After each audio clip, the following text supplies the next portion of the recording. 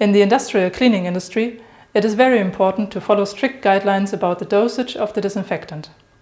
It is necessary in order to allow a resource-efficient working and to follow safety procedures.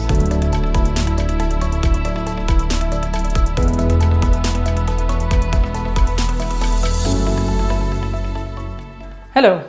Today I will demonstrate our device for inline and real-time analysis of process fluids, the explore.eis. It uses impedance spectroscopy in order to gain information about the condition and composition of complex liquids. Therefore, I will demonstrate how it works today with the disinfectant concentration that will be displayed right here. I'm preparing now a sample by measuring 11 grams of disinfectant and then filling it up to 500 grams with demineralized water.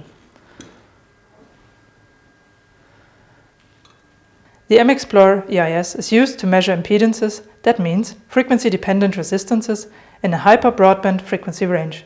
The frequency spectrum obtained is like an individual fingerprint of a liquid that allows us to identify it.